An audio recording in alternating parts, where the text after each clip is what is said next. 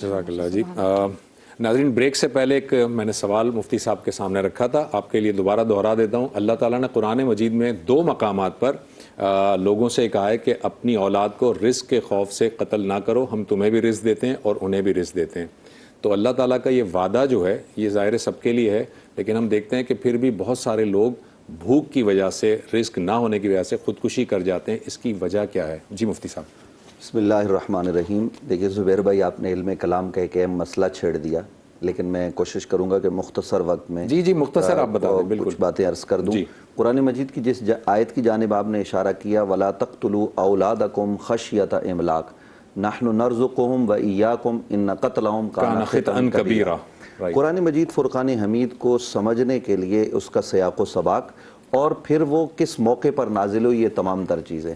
چونکہ عرب اپنی بچیوں کو قتل کر دیتے تھے، امیر اس لیے قتل کرتے تھے کہ ہمیں کسی نہ کسی کو داماد بنانا پڑے گا، پھر بہت سارے معاملات ہوں گے، اور جو غریب تھے وہ اس لیے قتل کرتے تھے کہ ہم مفلس ہیں اور مفلسی کے سب وہ رزق کہاں سے کھلائیں گے۔ تو اس لیے اللہ تعالیٰ نے دیکھیے قرآن مجید میں دونوں مقامات پر وعدے کا لفظ نہیں ہے، یہ اس کا فضل ہے۔ نحن نرزقہم وإیاکم، نحن نرزقکم وإیاہم، 2 الگ ترکیب کے ساتھ یہ آیت ہے، تو کہ ہم تمہیں بھی رزق دیتے ہیں اور ان کو بھی رزق دیں گے۔ تو یہ اللہ کا فضل ہے، یہ اس کا کرم ہے کہ وہ رزق دیتا ہے، لیکن یہ اس کا وعدہ نہیں ہے۔ کیوں؟ قرآن مجید اچھا دوسری بات یہ ہے کہ بعض دفعہ انسان کے پاس بہت مال و دولت ہوتا ہے اور اللہ نیک بندوں کو آزماتا بھی ہے، وہ بھی قرآن نے کہا وَلَنَبْلُوَنَّكُمْ بِشَيْءٍ مِّنَ الْخَوْفِ وَالْجُوعِ وَنَقْصٍ مِّنَ الْأَمْوَالِ وَالْأَنفُسِ وَالثَّمَرَاتِ وَبَشِّرِ الصَّابِرِينَ۔ وہاں مال کی کمی، اولاد کی کمی، یہ تمام تر چیزیں ذکر کی گئی ہیں وہ اہل اللہ کے حوالے سے۔ تو اللہ رب العالمین یہ جو ہمیں عطا کر رہا ہے، یاد رکھیے اللہ کے ذمہ پر واجب کوئی چیز نہیں ہے۔ یہ علم کلام کا اصولی مسئلہ ہے کہ ہم ساری زندگی عبادت کرتے رہیں اور ہم یہ سمجھیں کہ اللہ کے ذمہ واجب ہے ہمیں جنت دینا، تو یہ اس پر واجب نہیں ہے۔ بالکل یہ اصولی بات ذہن میں رکھیے گا۔ جی علامہ صاحب آپ اس پہ کچھ آجان، یہ مسئلہ جو ہے نا، دیکھیں بیسیکلی اس کا جو تعلق ہے وہ اس بات سے ہے کہ پروردگار نے بار بار اس بات کو ظاہر فرمایا ہے قرآن کے اندر کہ واللہ خیر الرازقین، پروردگار رزق دینے والا ہے، بہترین رزق دینے والا ہے۔ حتیٰ یہ کہ جو سورہ جمعہ کے اندر وَإِذَا رَأَوْا تِجَارَةً وَلَهْوًا انفَضُّوا إِلَيْهَا وَتَرَكُوكَ قَائِمًا قُلْ مَا عِندَ اللَّهِ خَيْرٌ مِّنَ اللَّهْوِ وَمِنَ التِّجَارَةِ وَاللَّهُ خَيْرُ الرَّازِقِينَ۔ اچھا، یہاں پر بھی جو ہے نا در حقیقت اصل بات کیا ہے کہ ایمان اور اعتقاد، کہ اگر انسان کا اپنے رب پر توکل ہے تو اگرچہ پروردگار پر واجب کچھ نہیں ہے، لیکن خدا مختار کل ہے، خود واجب کر سکتا ہے اپنے اوپر اگر چاہے تو۔ جیسے بہت ساری چیزوں میں ہمارا عقیدہ ہے کہ پروردگار عادل ہے۔ اب عدل الہی کی تعریف کیا ہے؟ کوئی انسان کہے گا جو خدا کی مرضی، ہاں جو خدا کی مرضی، لیکن جب خدا خود کہے کہ میں عادل ہوں تو اس کا مطلب یہ ہے کہ خدا عدالت کی تعریف کے مطابق کرے گا۔ اپنی مرضی خدا کی ہے، وہ مالک کل ہے، واجب کچھ نہیں ہے۔ اور اسی طرح سے حتیٰ جنت کے معاملے میں بہت ساری مثالیں ایسی ملتی ہیں کہ ایک شخص ہے، اس نے ساری زندگی عبادت کی اور بعد میں خدا نے کہا کہ میری رحمت کے صدقے جنت میں چلا جائے، وہ اڑ گیا۔ اس نے کہا میری عبادت کیا بنے گا؟ پروردگار نے کہا کہ اس کا حساب کرو، تو پتہ چلا کہ جس درخت کے نیچے بیٹھ کر وہ عبادت کر رہا تھا اس سے کھانے والے پھل کے بھی برابر نہیں تھی اس کی عبادت۔ لیکن اب قیامت کے دن اگر انسان کہے کہ پھر میں روزہ کیوں رکھ رہا ہوں، الصوم لی وانا اجزی بہ، تو یہاں پر یہ ہے کہ پروردگار قیامت کے دن قاعدہ لطفی کو لاگو کرے گا، اور خود خدا نے بتا دیا ہوا ہے کہ حق نہیں بنتا لیکن میں دوں گا۔ تو یہاں پر بھی بیسیکلی جو آپ نے خودکشی کی بات کی ہے نا، اور بائی دا وے یہ بات اگر پھیلائیں گے بڑی دور تک چلی جائے گی، وہ فیملی پلاننگ کے حوالے سے بھی پھر بہت بڑا اعتراض اٹھ جائے گا کہ بعض اوقات اگر لوگ جو ہیں اس وجہ سے کہ بھئی ہم بچے جو نہ ہوں گے تو کیا کریں گے، تو پروردگار کہہ رہا ہے کہ میں رازق ہوں، تم تھوڑی ہو، وہ مما رزقناہم ينفقون، جو انفاق کرتے ہوئے میرے دیے ہوئے رزق میں سے۔ لیکن یہاں پر بیسیکلی چیز جو سمجھنے کی وہ کیا ہے کہ رزق سے مراد کیا؟ Basic necessities. اور میں سمجھتا ہوں کہ خودکشی کا ایک بہت بڑا فیکٹر جو ہوتا ہے نا وہ اننیسیسری خواہشات ہوتی ہیں، بیسکس مجھے نہیں پتا مطلب میں نہیں سمجھتا ہوں، ہوگا، ہو سکتا کہیں ہو، مجھے نہیں یاد کہ کوئی انسان جو ہے وہ صرف اس لیے مر گیا ہو کہ اس کو کھانے اور پینے کے لیے کچھ نہیں ملا، اس کی بیسکس نیسیسٹیز پوری ہو جاتی ہیں۔ کوئی کسی درخت کے نیچے بیٹھ کر جو نا پھل ہی کھا لے، پانی پی لے تو زندہ رہ سکتا ہے، مگر یہ کہ اگر وہ اپنی خواہشات کو بڑھائے گا اور اس پر آ کر وہ خودکشی کرے گا تو اس کا مطلب اس کا خدا پر اعتماد اور یقین نہیں ہے۔ پروردگار نے واجب قرار نہیں دیا لیکن ذمہ داری خدا نے خود لی ہوئی ہے۔ اچھا، یہ سوال تو خیر میں آپ سب لوگوں سے پوچھنا ہے۔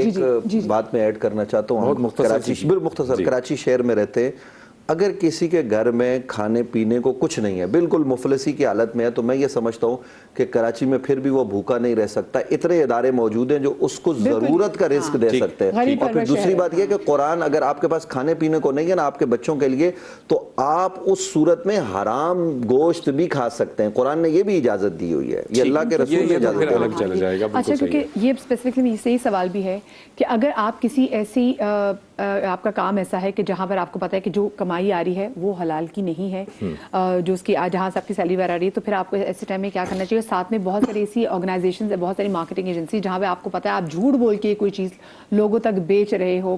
جیسے آج کل تو اے آئی کا دور ہے، تو آپ ایسی چیزیں بنا رہے ہیں، آپ ایسے پروپیگنڈا والی پھیلانے والی کمپنی سے بھی کام کر رہے ہیں، تو جو اس کی ایسی تمام حرام چیزوں کی جو کمائی ہے گی وہ بھی حرام کی ہوگی.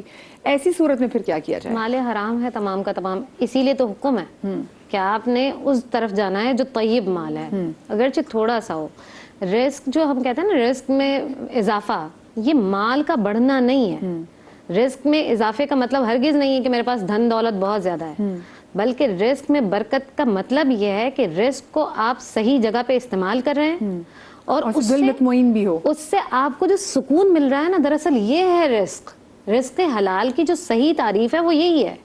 اس کا اگر کسی کے پاس بہت دولت ہے، بہت پیسہ ہے، لیکن اس کے پاس سکون نہیں ہے، کیونکہ سکون مل ہی نہیں سکتا. اگر مال حرام ہے تو کبھی بھی سکون نہیں مل سکتا ہے.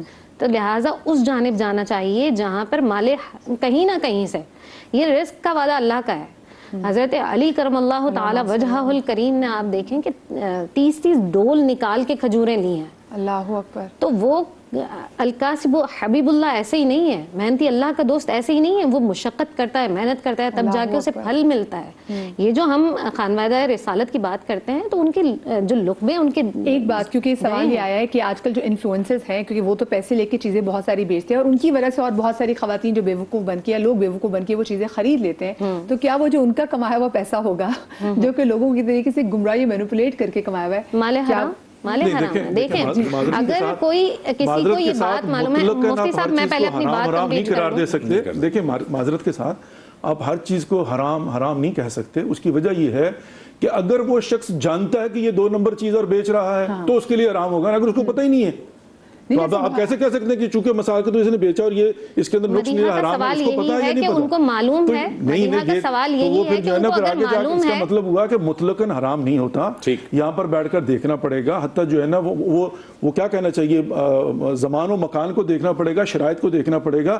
اور یہاں پر فارمولہ یہ ہے کہ ہر چیز حلال ہے جب تک کہ آپ کو علم نہ ہو جائے، یقین نہ ہو جائے. شک کی بنیاد پر حرام نہیں قرار دے سکتے. شک میں بہت ساری ایسی چیزیں ہوتی ہیں جو لوگوں کے لیے نہیں صحیح ہوتی، لیکن وہ یہ جو کہنا چاہ رہی ہیں یہ کہ بعض چیزیں، بعض پروڈکٹس ایسی ہوتی ہیں جن کو دھوکے سے جو ہے ان کو خوشنما بنا کر یا ان کے فوائد بتا کر بیچا جا رہا ہوتا ہے، جبکہ ایسا نہیں ہوتا. وہ یہ کہنا تو اس میں کیا ہوگا کہ جو بیچ رہا ہے، جس کی وہ پروڈکٹ ہے، وہ دھوکے بازی میں آ جائے گا.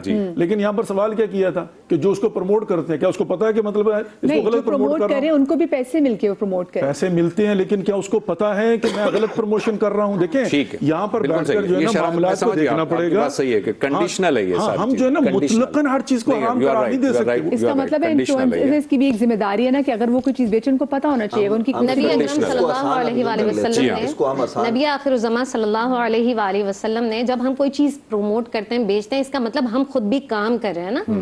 تو جو کام کر رہا ہوگا اس کے لیے یہ لازم ہے کہ وہ جو چیز ہے اس کے بارے میں اس کو معلومات ہونی چاہیے.